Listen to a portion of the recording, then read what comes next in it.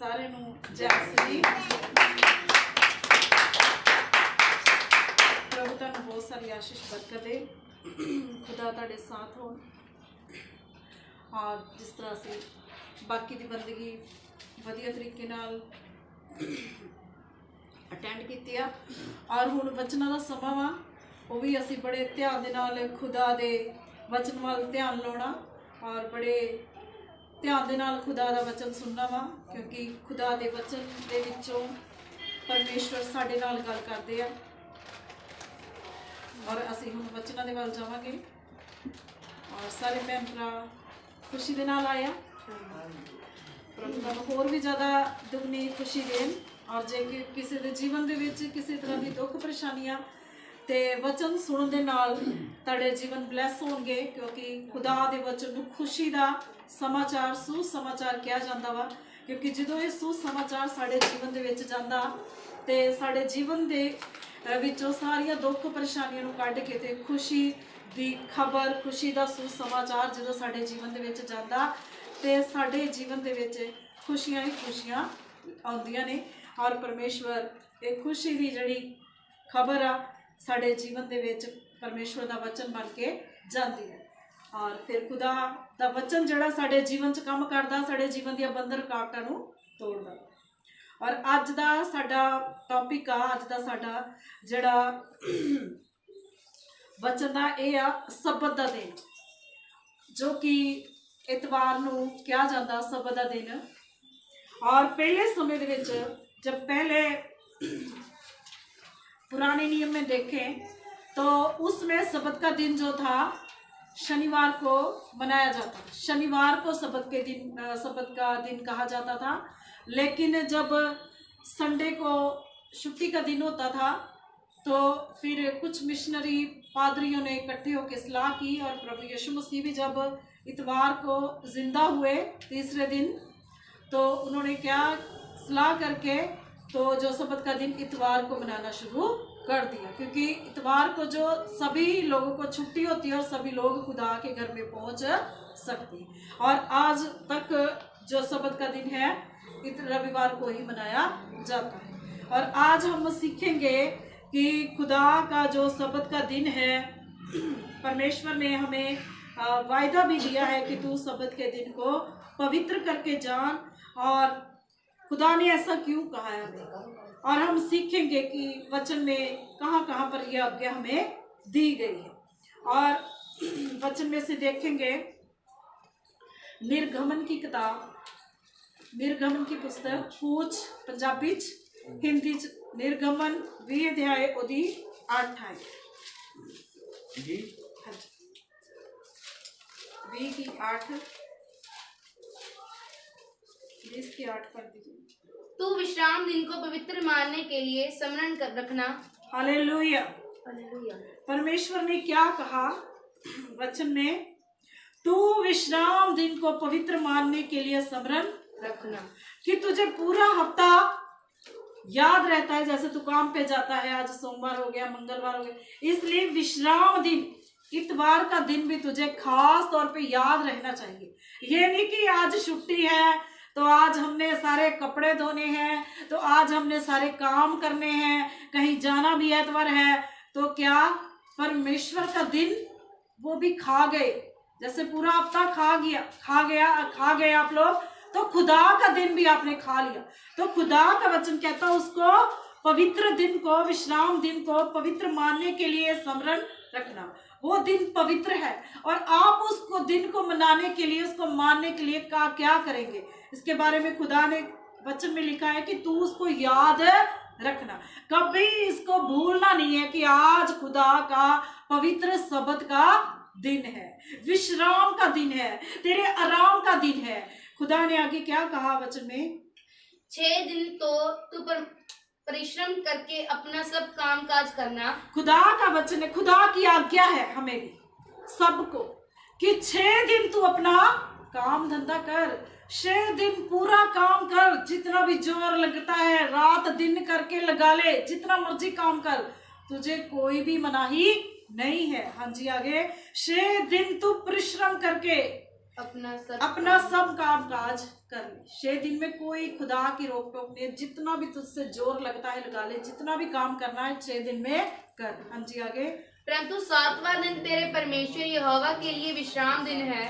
परंतु 7वां दिन तेरे यहोवा परमेश्वर के लिए विश्राम का दिन है। क्यों है? हाँ जी आगे। उसमें ना तो तू किसी भांति का कामकाज करना, और ना तेरा बेटा, ना तेरी बेटी, ना तेरा दास, ना तेरी दासी, ना तेरे पशु, ना कोई परदेशी जो तेरे फाटकों के भीतर हो। तो खुदा का वचन कहता है ये नहीं कि तू अकेला आ गया तो बस ठीक है, और तेरे बच्चे घर में हैं, तेरे बच्चे, तेरी बेटी, तेरी बहुएं घर में बैठी हुई हैं। खुदा का वचन कहता है बेटा भी आए, विश्राम दिन में तेरी बेटी भी आए, पूरे परिवार समेत खुदा की महिमा कर। और खुदा ने कहा यहाँ तक कि तेरे नौकर नौकरानियां, उसको भी तू इतवार के दिन छुट्टी दे दे, खुदा तुझे आशीष देगा, तेरे घर में जो बरकत बनी रहेगी। देखा, उसमें तू किसी भांति का कामकाज ना करना, और ना तेरा बेटा, ना तेरी बेटी, ना तेरा दास, ना तेरी दासी, जहाँ तक कि तेरे पशु भी सुस्ताए और तेरे नौकर नौकरानियां जो है वो भी छुट्टी पर रहे, तू उनको भी ये सबत का दिन जो है याद करा।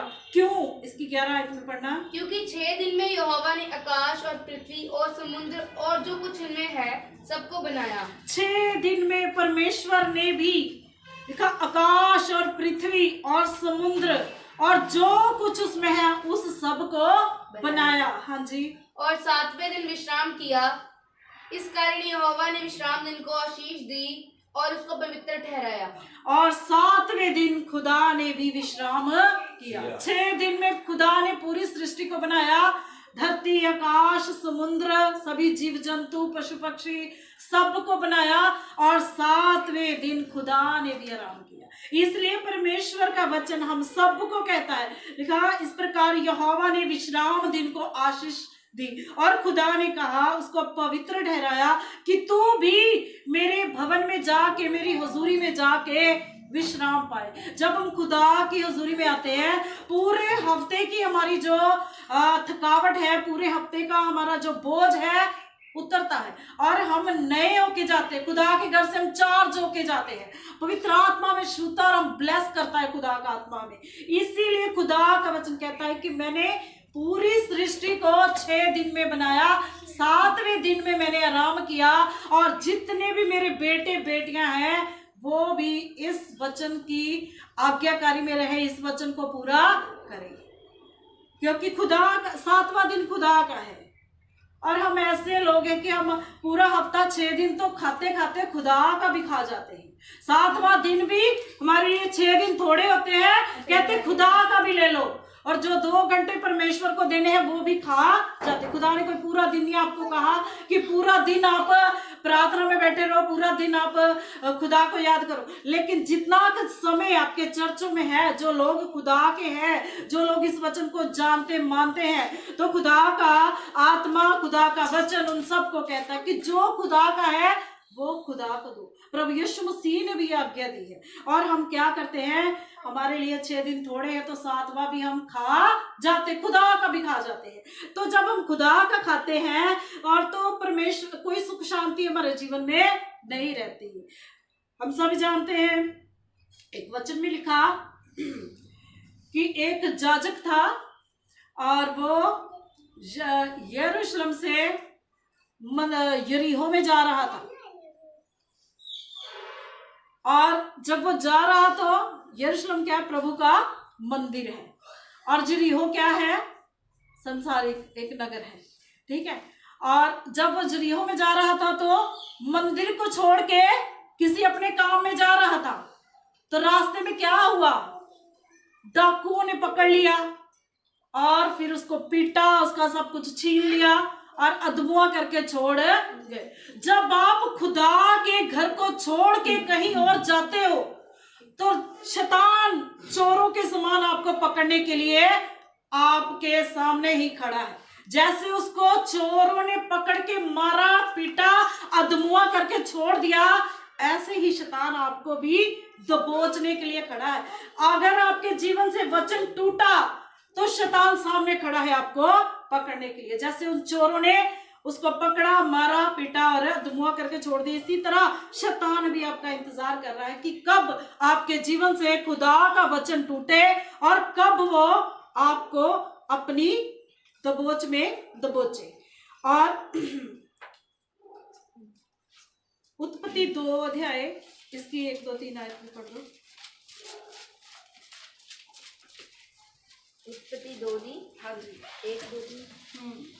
यूं आकाश और पृथ्वी और उनकी सारी सेना का बनाना समाप्त हो गया और परमेश्वर ने अपना काम जिसे वह करता था 7वें दिन समाप्त किया और उसने अपने किए हुए सारे काम से 7वें दिन विश्राम किया और परमेश्वर ने 7वें दिन को आशीष दी और पवित्र ठहराया क्योंकि उसने सृष्टि की रचना के अपने सारे काम से विश्राम लिया। हालेलुया। इसमें भी खुदा का वचन यही कहता है कि प्रभु ने भी पूरे 6 दिन काम किया और 7वें दिन अपने काम से वेले होके फ्री होके आराम किया। तो खुदा का वचन हमें, जब हमारे खुदा ने काम करने की कोई मनाही नहीं है, खुदा ने भी काम किया और हमें बताया कि काम करना हमारे जीवन के लिए कितना जरूरी है। और इसी तरह से खुदा का वचन भी कहता है, यहोवा परमेश्वर कहता है कि खुदा ने, यहोवा परमेश्वर ने 6 दिन में पूरी सृष्टि को बनाया, अपने सारे काम काज तो वेले होके 7वें दिन खुदा ने आराम किया। और परमेश्वर का वचन कहता है खुदा ने इस दिन को पवित्र ठहराया और जो लोग इस दिन में आते हैं खुदा उनके जीवन को भी ब्लेस करता है। उनके पूरे हफ्ते की जो थकावट होती है वो जाती है, खुदा के आराम में वो आते हैं और परमेश्वर उन्हें ब्लेस करता है और अपनी आशीष से भरता है। और जब ये वचन हमारे जीवन से टूटता है तो हमने देखा कि शैतान, चोर हमारी इंतजार में है कि कब ये वचन हमारे जीवन से टूटे और कब वो हमें मारे और पीटे और हमें अधमुआ करके छोड़ दे। इसलिए खुदा का वचन हमारे लिए बहुत जरूरी है और जैसे हमने इस वचन को सुनना है, इस वचन को पूरा भी करना है, क्योंकि खुदा का वचन जब हमारे जीवन में पूरा होता है तो ब्लेसिंग मिलती है खुदा की ओर से। हमें एक वचन और पढ़ेंगे, मत्ती 22 की 1।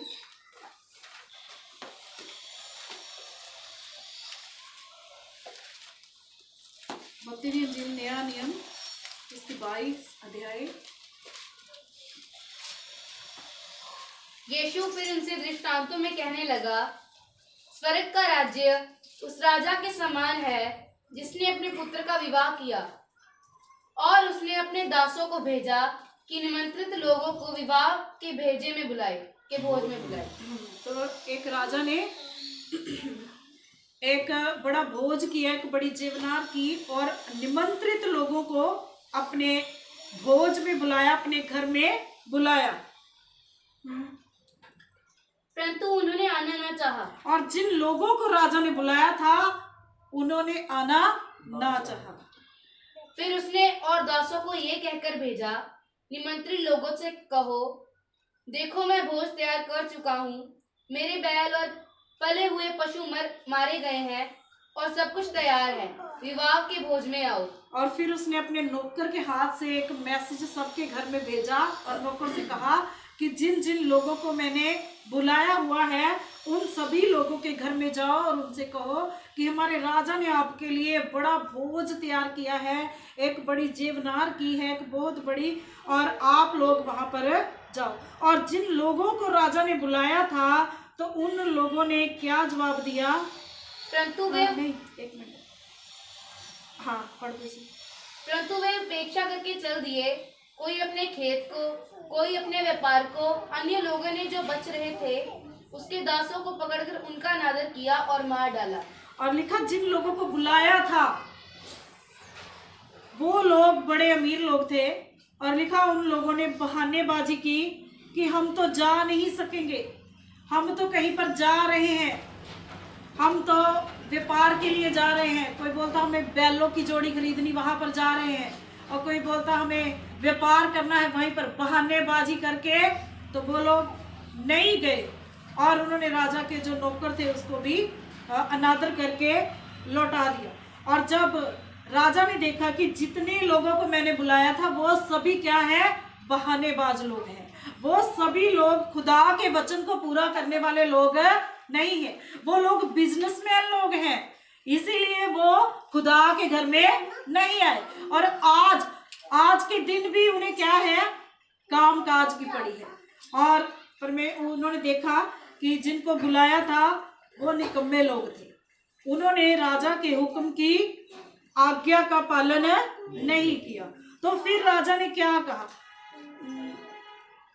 7 आया नहीं, 9 आया। इसलिए चौराहों पर जाओ और जितने लोग तुम्हें मिले सबको विवाह के भोज में बुला लाओ।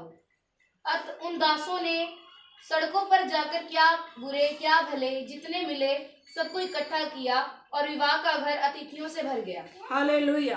तो फिर उसी राजा ने अपने नौकर से आज्ञा दी कि अब तुम चौराहों पे जाओ, गलियों में जाओ, सड़कों की मोड़ों पर जाओ, जितने लोग तुम्हें मिले उन सबको मेरे घर में बुला लाओ, ताकि मेरा घर लोगों से भर जाए।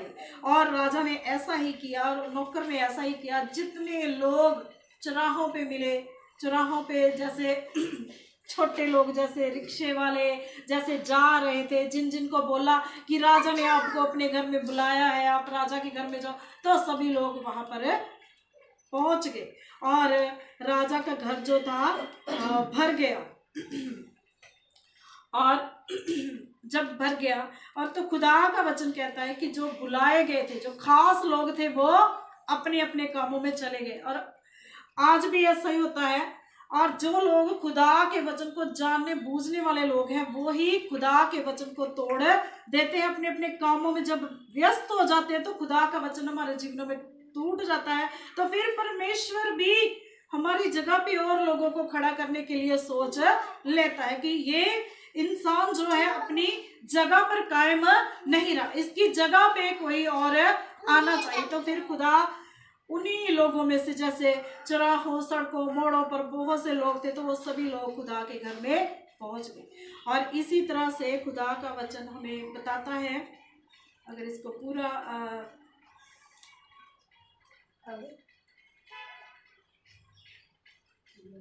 हाँ इसकी 11 है।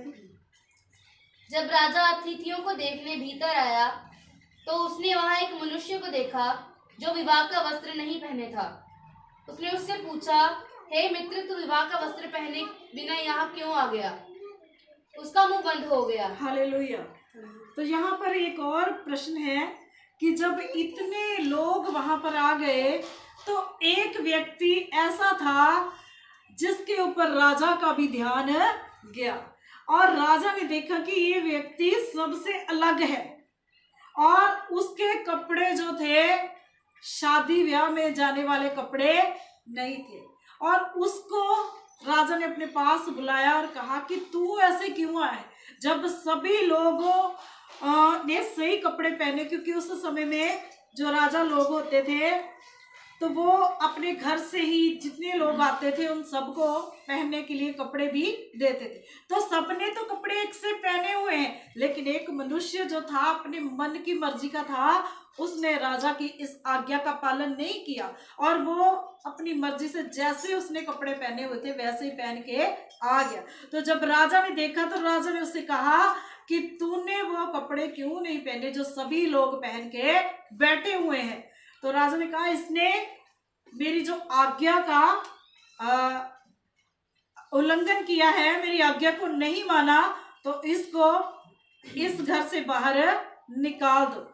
और लिखा उसका मुंह बंद हो गया। और लिखा तब राजा ने सेवकों से कहा, इसके हाथ पांव बांध कर अंधियारे में डाल दो, वहां रोना और दांत पीसना होगा।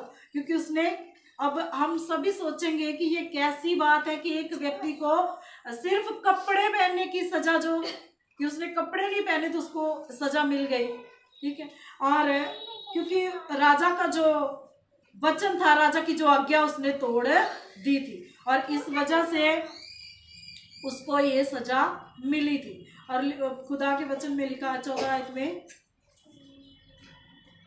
क्योंकि बुलाए हुए तो बहुत है परंतु चुने हुए थोड़े हैं। बुलाए हुए तो बहुत है लेकिन चुने हुए थोड़े हैं, ठीक है। अब राजा ने बुला तो लिए कितने, चौराहों सड़कों के ऊपर से ले आओ जितने भी मिलते हैं, लेकिन उनमें से भी अभी छांटी लगनी है, उनमें से भी छाननी लगनी है अभी। कुछ ही लोग जो चुने हुओं में से जाते हैं।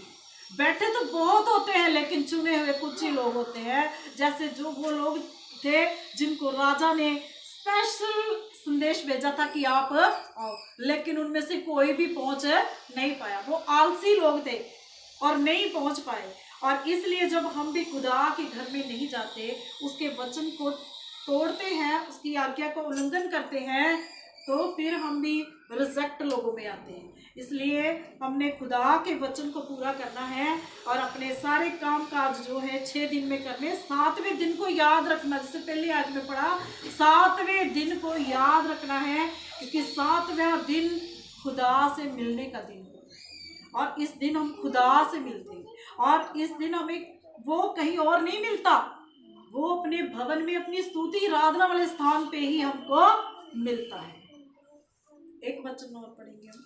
और जैसे हम जरीहो की दीवार का वचन हमने पिछली बार स्टडी किया था, और जरीहो की दीवार में से भी हमने देखा कि खुदा ने यहोशू को आज्ञा दी कि 6 दिन तक तो एक चक्कर लगाना दीवार की ओर, लेकिन 7वें दिन 7 चक्कर। 7वां दिन क्या है? सब्त का दिन। 7वें दिन खुदा आपके बंधनों को तोड़ता है, आपको आजाद करता है। जैसे वो मजबूत दीवार को बिना हाथ लगाए कुछ किए चकनाचूर हो गई, ऐसे ही 7वां दिन खुदा से मिलने का दिन है, आपका परमेश्वर की आराधनालय में आने का दिन है। ये दिन आपको याद रहना चाहिए। तो खुदा आपके बंधनों को तोड़ता है, आपके जीवन में जो मजबूत दीवारें बनी पड़ी हैं उनको खुदा तोड़ देता है, जिनकी वजह से आप इधर उधर नहीं जा पा रहे, जिनकी वजह से आप खुदा के घर में नहीं जा पा रहे, तो वो खुदा उन दीवारों को आपके जीवन में से तोड़ता है।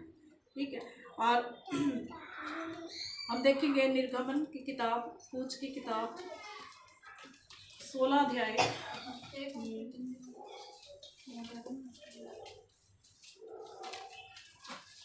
निर्गमन 16, इसमें भी हमें एक ही चीज देखेंगे।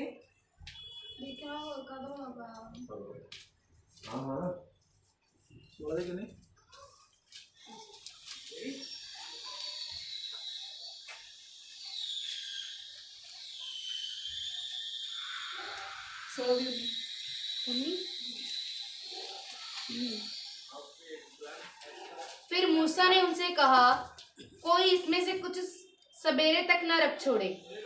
तो भी उन्होंने मूसा की बात न मानी, इसलिए जब किसी मनुष्य ने उसमें से कुछ सवेरे तक रख छोड़ा तो उसमें कीड़े पड़ गए और वे बसाने लगा। तब मूसा उन पर क्रोधित हुआ। खुदा के वचन में लिखा कि जब मूसा इसराइलियों को गुलामी के घर में से लेके जा रहा था और वे जंगल में थे, और खुदा जंगल में भी उन्हें रोटी देता था, पवित्र मन्ना खाने के लिए देता था, और लिखा खुदा मूसा के द्वारा मूसा से बात करता था, मूसा इसराइलियों से बात करता था। और इस हाल में लिखा मूसा ने उनसे कहा, कोई इसमें से कुछ सवेरे तक ना रख छोड़े, क्योंकि खुदा उनको सुबह शाम खाने के लिए देता था। और जैसे ही खुदा ने उन्हें खाने के लिए दिया शाम को, और एक आज्ञा भी दी कि सवेर तक इसको कोई भी रख के ना छोड़े, कि जो खुदा ने अभी शाम का भोजन दिया है तो सुबह तक का कोई लालच ना करे, क्योंकि सुबह परमेश्वर तुम्हें ताजा भोजन देगा, नया भोजन देगा। और परमेश्वर के वचन के अनुसार लिखा, कुछ इस्राएली लोगों ने इस वचन को तोड़ दिया, और कुछ लोगों के मन में आया होगा, पता नहीं खुदा सुबह अगर लेट हो गया, अगर 10-11 बज गए तो भूख लग जाएगी, इसलिए हम सुबह के लिए थोड़ा बचा के रख लेते हैं। कुछ लोगों के मन में यही विचार आया होगा, तो उन्होंने सुबह के लिए भी बचा के रख लिया, लेकिन ये नहीं सोचा कि जो हमने बचा के रखा है इसके द्वारा खुदा का वचन टूट गया है। परमेश्वर की आज्ञा जो उसने हमें दी थी टूट गई, आज्ञा का उल्लंघन हो गया। लिखा, जितने लोगों ने बचा के रखा था उस खाने में कीड़े पड़ गए और लिखा वो गल भी गया। तो मूसा उनके ऊपर क्रोधित हुआ कि तुम जो लोग अपने मन की करते हो, अपने मन से ही चलते हो, कि खुदा जो तुम्हें आज्ञा देता है वो तुम बार बार तोड़ देते हो। क्योंकि हर बात में खुदा हमारी परीक्षा भी करता है। अगर वो हमें देता है, जहां पर इस्राएलियों को भोजन की व्यवस्था खुदा करता था, भोजन देता था, तो जहां पर एक परीक्षा भी खुदा ने रखी है। परीक्षा क्या है कि सुबह तक किसी ने बचा के नहीं रखना, लेकिन फिर भी कुछ ढीठ लोग थे जो लोग बचा के रखते थे, तो उस खाने में कीड़े पड़ गए और वो गल जाता था। 21 आयत में,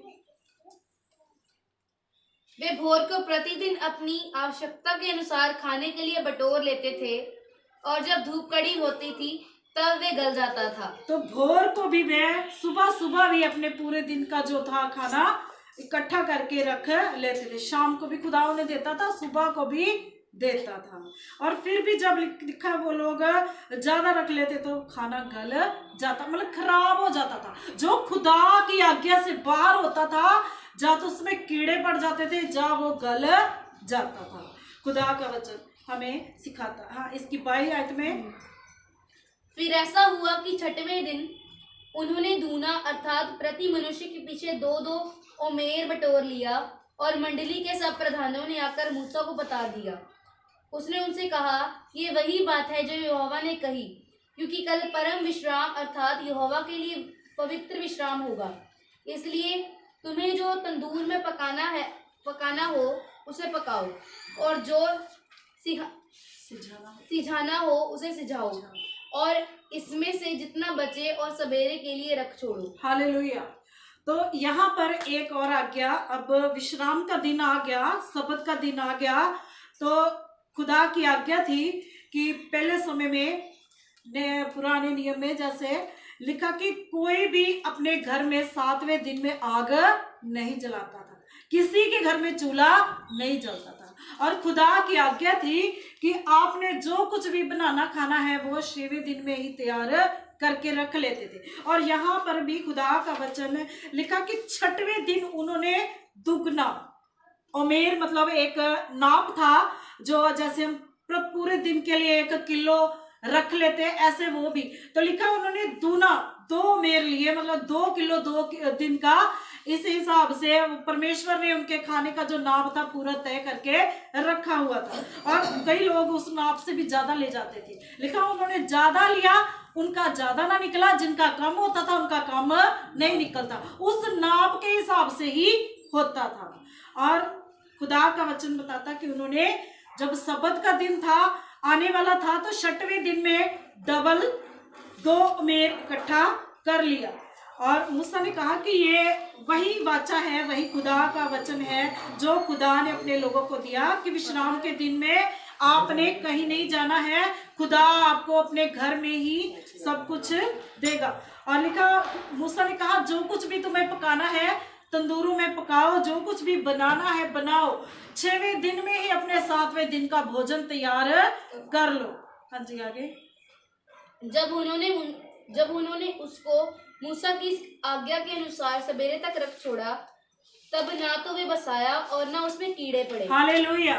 तो जो चीज खुदा की आज्ञा के अनुसार थी, इसमें ना तो कीड़े पड़े और ना ही बसाने की बदबू आई और ना ही वो गला, क्योंकि वो खुदा की आज्ञा के अनुसार था। जो आज्ञा के बाहर था उसमें कीड़े भी पड़ गए और वो बसाने भी लगा।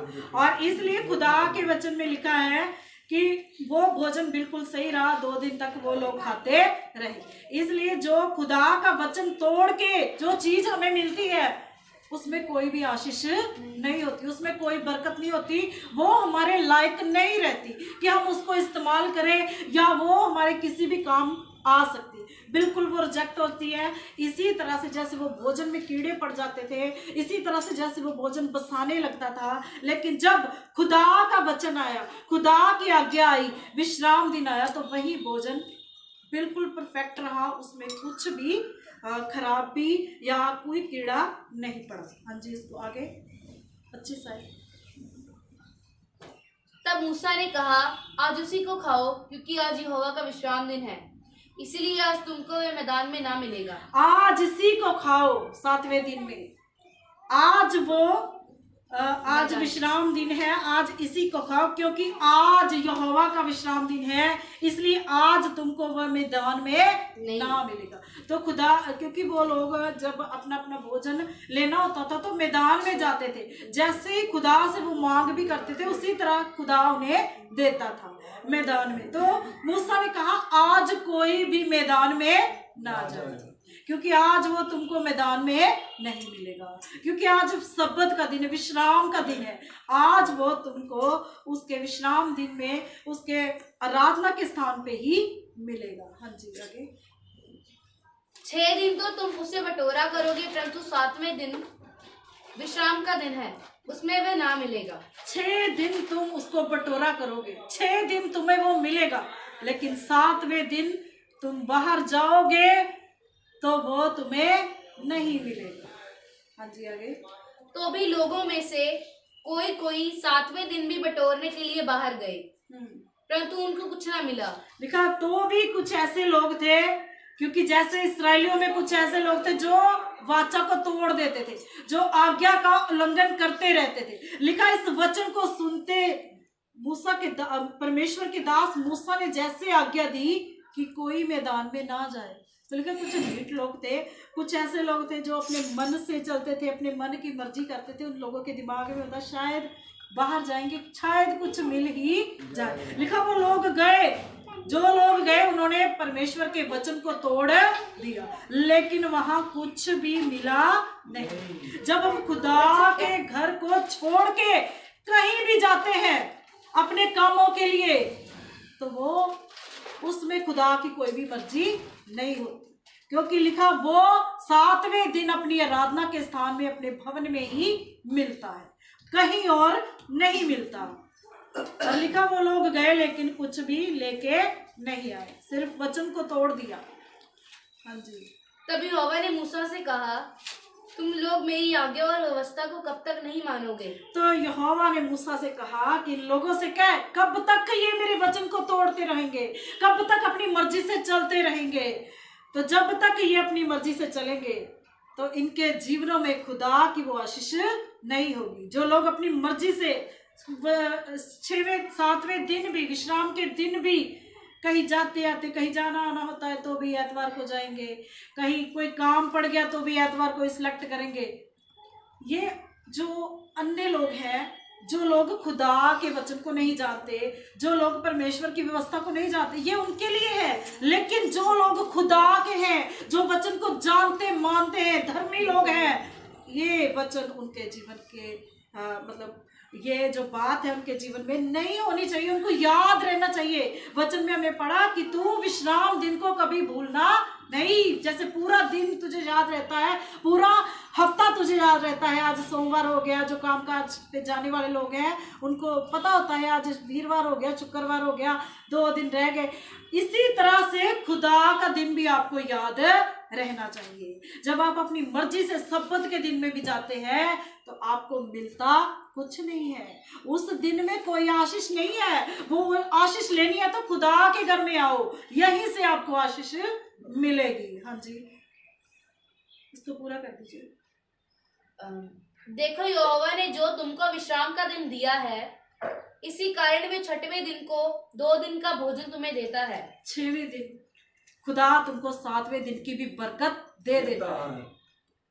इसलिए तुम अपने अपने यहाँ बैठे रहना, 7वें दिन कोई अपने स्थान से बाहर ना जाना। अतः लोगों ने 7वें दिन विश्राम किया।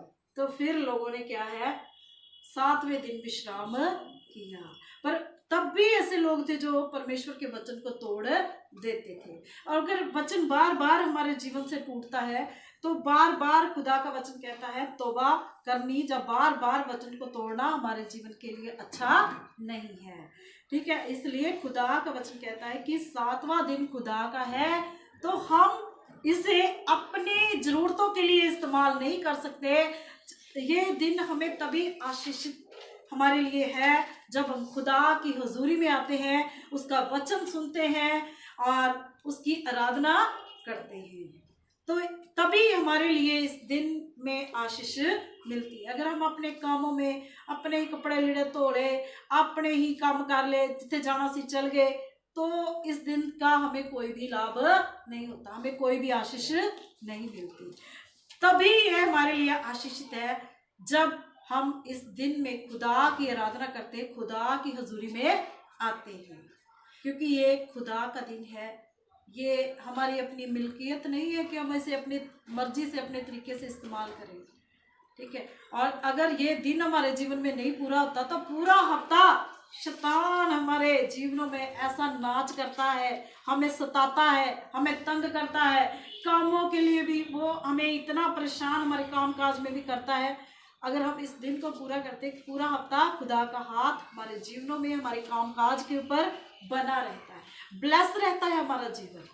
और इसी तरह से आज का जो वचन था कि हमें खुदा के इस हुक्म को, इस आज्ञा को मानना है और पूरा करना है। प्रभु आज के वचन के द्वारा आपको ब्लेस करे, बहुत सी आशीष दे। आइए हम सभी अपनी अपनी आंखों को बंद करें।